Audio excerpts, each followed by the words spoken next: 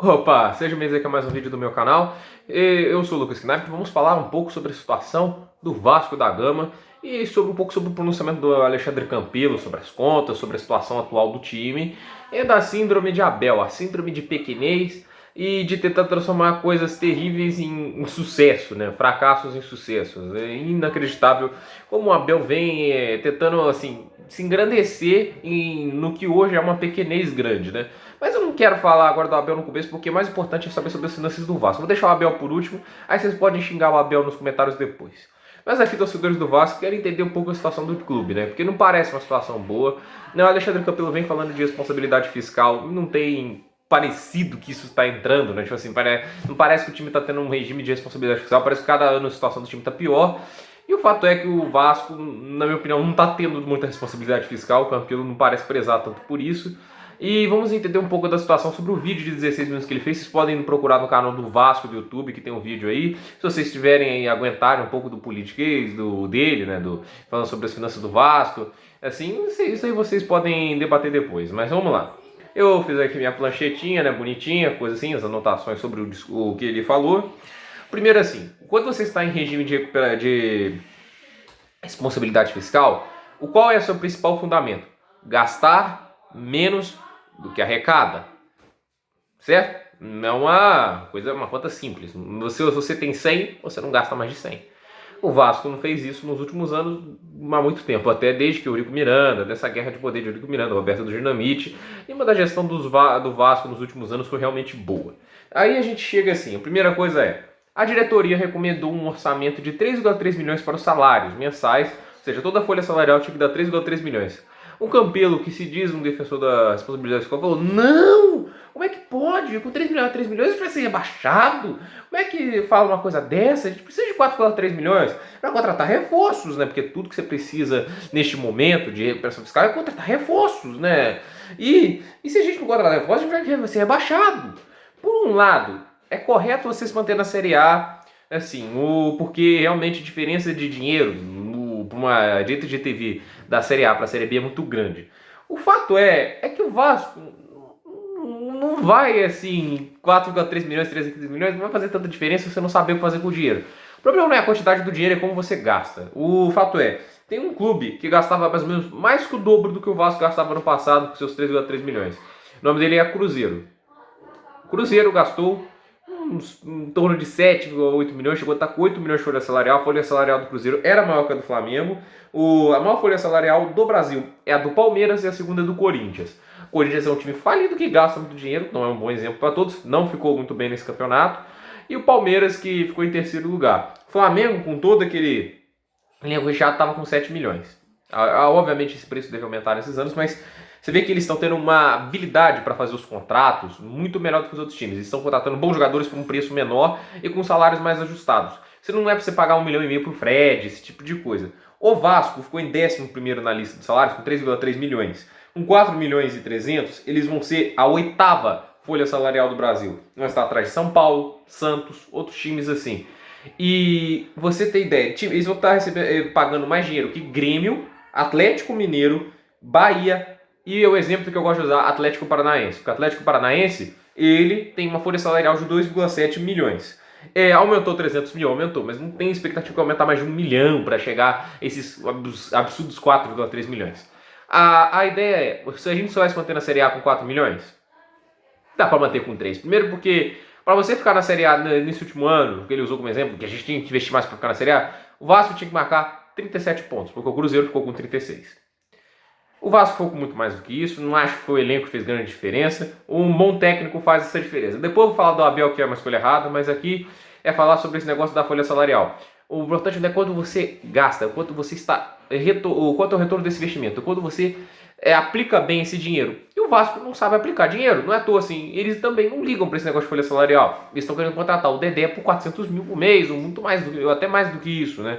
Eventualmente o preço tende a subir em vez de cair. E então pagar meio milhão ao Dedé não é um investimento muito bom se você quer recuperar finanças. O Cruzeiro não estava seguindo por um caminho de austeridade, deu no que deu.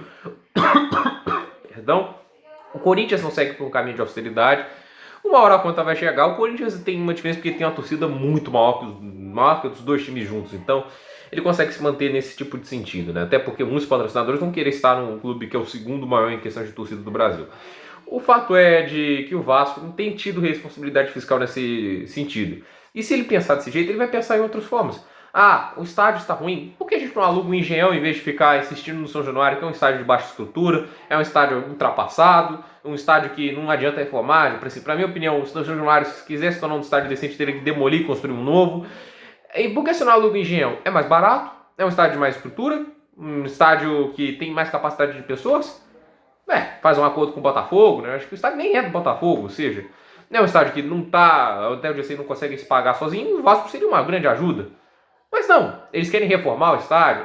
Tem gente que fala que é um patrocinador que está fazendo, mas é mais grana dada ao patrocinador para esse lugar e menos ao investimento do clube. Esse tipo de coisa que eu critico. Não há um plano de austeridade de verdade. O Campelo, então assim, para mim esse negócio de 4 milhões para ficar na Série A é balela. É um projeto de curto prazo que ele está fazendo. O objetivo tudo é ficar na Série A. Ele não tem grandes não almeja grandes coisas. Ele não planeja uma coisa. Vamos gastar menos aqui, reduzir nossa dívida e daqui a 5 anos a gente vai estar com um time mais competitivo para meio de tabela. Daqui a 10 anos a gente vai estar com um time de Série A. Não, o planejamento dele é só ficar na Série A. E vai ficar assim por muito tempo se ele continuar desse jeito. O objetivo é só ficar na Série A.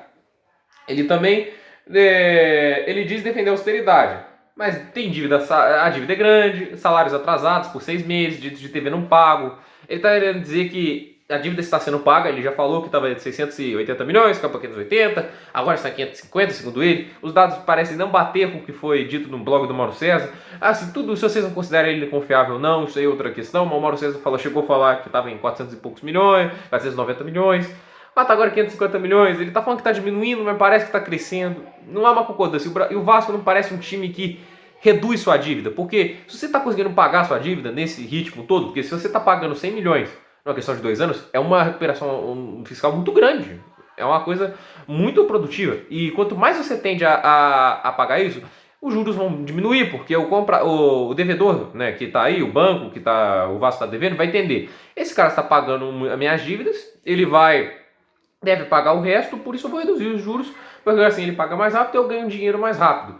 Isso acontece totalmente, isso acontece até em regimes de Estado. O Brasil estava com uma dívida muito grande, ele começou a pagar agora e os juros diminuíram. O Banco Mundial entendeu que ele estava pagando, então a confiança do time aumenta. Não é aquele tipo de clube que está pagando a dívida contra a dívida, assim os juros só sobem. Por isso que o Corinthians só tem de ser um efeito cascata, né, de só aumentar. O problema é que o Vasco não se comporta com um time que está pagando dívida. Porque se os juros diminuem, é mais dinheiro que sobra para investimento. E o Vasco não parece isso. O fato é que, fala assim, isso aí, aumentar salários não é, tipo assim, não é aumentar gastos, investimento. É aumentar gastos. No primeiro 3 milhões não é nenhuma folha salarial baixa, até grande, não acho uma folha salarial ruim. A questão é, aí ele falou, não, porque se a gente não fizer coisa assim, vai estar para contratar, vai depender só dos jogadores que temos agora e da nossa base. É uma boa ideia, tá? Assim, sinceramente, se a base do Vasco rendeu o Thales Magno, deve ter outros talentos lá. Thales Magno, pra mim, é o melhor jogador do Vasco. Mas e o Guarim? O Guarim é velho. O Guarim é velho, tá? Ele acrescenta alguma coisa. Um jogador que teve uma boa carreira pela Inter de Milão, tudo isso, mas sejamos sinceros, né? O Vasco vai ficar contratando gente de 30 e tantos anos, pagando aqueles salários grandes. Esse é o grande futuro do time. A base é o futuro. Pra mim, o futuro do time tem que ser a base.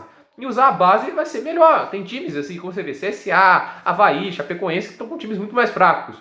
O objetivo dele esperar com a base, os jogadores que tinha, era o Cruzeiro. Não é tão difícil assim. Eu acho assim que foi uma ideia ruim. Pra mim não precisa ter de reforço. Sacrifícios devem ser feitos quando você está endividado. E o Vasco não tem seguido essa linha. Outra coisa que o Campilo falou, né? Ele falou que ele não está a premiação dos torneios, o Brasileirão, você termina em uma certa posição, você vai ganhar um dinheiro da CBF. Também tem os direitos de TV da Globo. Esses dinheiros não estão sendo depositados na conta do clube para pagar penhoras e dívidas. Então, assim, se um dinheiro não está entrando, o que está entrando de verdade para investimento e você quer contratar outros jogadores? Se o clube está tão endividado assim, por que você vai tentar fazer investimentos nessa hora, né? Tipo assim, de tentar trazer outras pessoas, coisa assim. Isso não faz sentido. Tá na hora de entender que é a realidade do clube. O Vasco tem que entender que hoje não é um clube que pode gastar dinheiro. O fato é que o Vasco daqui a pouco pode acabar caindo porque está gastando dinheiro que não devia. Quando você está endividado, o importante é gastar o mínimo possível, entender a realidade do clube e você, com o dinheiro que tem, reduzindo as contas até um ponto que você esteja saudável para investir de novo. O Vasco não está atrasando salários, direitos de TV, e aqui você está vendo uma coisa, você está usando direitos de TV, tipo assim, tudo que a Globo está te pagando, para pagar dívidas que você tem com a própria Globo, porque ele estava adiantando, porque pelo que eu entendi, eles estavam adiantando premiações de anos seguintes, né, tipo assim, o direito de TV do ano seguinte para pagar contas. Esse é o tipo de coisa que você não faz, você tem que ter o dinheiro que você tem agora na mão e tentar resolver com ele. O Vasco tem que reduzir custos e aumentar folhas salariais, como ele tem feito, não é a solução. O Vasco vai estar querendo aumentar-se na folha salarial e não tem uma previsão de grandes reforços. Dedé não é a coisa assim. Aumentar 1 milhão para pagar meio milhão para o Dedé e a outra meio milhão que seria o Abel Braga, porque vamos lembrar, o Abel Braga é 450 mil. A gente está falando aqui desse negócio de dívida e tudo. O Vasco lá, o objetivo de manter na Série A, mas eu digo, o Vasco perfeitamente com o elenco que tinha, com um bom técnico, iria para frente. Ele está contratando reforços porque ele sabe que não tem um bom técnico em mãos hoje em dia. Abel Braga dos anos 2000 talvez fosse um técnico atual, né? Para mim já não era um grande técnico ali. Ele se beneficiava dos elencos deles e que o nível técnico do futebol brasileiro é uma verdadeira tristeza. O fato é, desculpa que isso aqui, mas tá incomodando um pouco. O Abel Braga foi escolhido como técnico do Vasco. Eles não quiseram pagar 550 mil ao Luxemburgo, mas pagaram 450 mil ao Abel. Ah, mas estamos economizando 100 mil. É uma diferença grande. Até assim, eu acho que o Luxemburgo está superado. Eu acho que o Luxemburgo não é um técnico que tem muito a acrescentar. Mas ele ainda tem uma ideia minimamente ofensiva. Ele ainda tem uma ideia de um pouco de ataque. Ele está até tentando executar isso no Palmeiras. Quem sabe ainda ele consegue evoluir, acrescentar alguma coisa. Ainda acho que o Palmeiras tinha escolhas melhores no mercado. O fato é que o Luxemburgo ainda tinha algo a acrescentar, assim, minimamente palpável. Ele consegue organizar o time melhor do que o Abel. E o Abel, não, o Abel está superado. Ele pegou um Cruzeiro que tinha jogadores decentes em certos momentos. Não era um time para cair, tinha times, o Ceará era um time muito pior. E ele não conseguiu fazer absolutamente nada com aquele time. O time jogou tão mal quando estava jogando nas mãos do Mano Menezes. Ele com o Flamengo escalou um time que tinha tanto talento ofensivo, escalou o time com 3 volantes. Ele teve trabalhos muito grandes para conseguir ganhar de times pequenos. Perdeu para um Atlético Mineiro com um jogador a menos. Aí fica a minha dúvida, onde ele acha que o Abel vai ser o cara do futuro desse clube? Aí, para piorar, tem a síndrome de Abel, como eu falo no vídeo, de tentar transformar coisas ruins em sucessos do clube. Primeiro falou, não, a gente teve um progresso nesse 0x0 com o Bangu, a gente viu uma coisa. O Bangu, um time que não conseguia trocar 3 passes direito, um time praticamente de várzea, de tão mal que jogava, o Vasco não conseguiu abrir, não tinha posicionamento, não tinha esquema, o Bangu era uma bagunça completa, mas do mesmo jeito o Vasco também não tinha esquema e não tinha organização, não tinha troca de bola, o Abel não sabe jogar ofensivo, porque não basta você colocar o time pra frente, você tem que saber fazer isso, você tem que saber colocar o time em esquema, você tem que saber como colocar a organização do clube, dos jogadores, porque às vezes os jogadores não olham pro jogador que vai passar a bola, ele tem que saber onde ele tá, ele dá o toque, o passe, coisa. Os jogadores têm falhas de posicionamento em todas as áreas. Jogar ofensivo não é só colocar mais atacantes no esquema. Não, tem outras coisas envolvidas. Por isso que a gente viu o Atlético Mineiro aquela bagunça do ano passado. Porque o Mancini não sabe jogar ofensivo. Tinha hora que o Hever virava ofensivo, um centroavante. O Hever era zagueiro. Por isso que a gente vê assim, o Abel é totalmente despreparado para o time do Vasco. Tem elencos ruins que estão jogando melhor do que o Vasco. A gente viu o CSA durante um tempo, estava jogando até melhor. Não que eu goste do trabalho da vida do Argel Fux, mas um time com uma folha salarial que não passa de 1 milhão estava conseguindo. Isso daí é uma coisa para entender por que o Abel abriu mão do Luxemburgo pelo Abel, assim, por causa de 100 mil, e o cara está querendo aumentar a folha salarial 1 milhão. Não há coerência no que o Campelo está dizendo. E a síndrome de Abel, porque o que eu falo da síndrome de Abel? Ele falou lá, tentou elogiar o desempenho contra o Bangu, que teve progresso, tudo isso. Para mim foi o pior. Fui enfrentar o Flamengo. Por quê? O que ele queria fazer com o Flamengo? Ele tem medo do Flamengo. Um Flamengo sub-20, que não estava jogando bem, não conseguiu jogar bem o primeiro jogo, não jogou bem o segundo jogo, não era nem treinado pelo Jorge Jesus. Jorge Jesus está dedicando tempo ao time principal. Ele está sendo treinado pelo auxiliar. Eles jogaram com o time sub-20. Né? Um time bem jovem, né? De uma garotada, jogando na base. E o Vasco podia usar o time titular e tentar ganhar o jogo. Ganhar o jogo, não. Tanto faz. Ninguém está esperando coisas grandes desse Vasco. Mas era a maior chance se fosse com o time titular. O Abel resolveu usar o sub-20. Por quê? Porque ele estava com medo. Porque ele não queria sofrer vergonha, tudo isso, mas ele sofreu um embaraço maior. Porque a pessoa ficou meio nítido que ele estava com medo. O Abel ficou com medo. O time perde 1x0, uma coisa que assim, se ele ganhasse tinha pouco a ganhar, e se ele perdesse tinha muito a perder. Foi o que aconteceu. O Abel com medo, sofre 1x0 do time do Vasco, um time muito mal treinado por ele, joga mal, falou que pressionou por 30 minutos contra um time do Flamengo que não tinha nenhum titular nem os reservas dos titulares de 2019. Ele tratou aquele Flamengo como se fosse o time principal do Flamengo. Perdeu com 1-0 com a garotada, foi lindo, foi incrível. Esse tipo de coisa devia dar vergonha na diretoria do Vasco, exaltando uma derrota.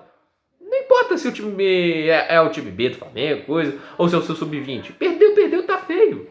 Tem que tratar a derrota como derrota, empate como empate. Você tem que mirar sempre as vitórias. Porque o Abel é o cara que falou, perder pro Internacional no Beira-Rio é normal. Esse é o cara. É o cara que relativiza resultados ruins, sempre tenta transformar coisas ruins em benefícios para ele. Falou assim, ó, é uma coisa terrível. O Abel já era para estar aposentado.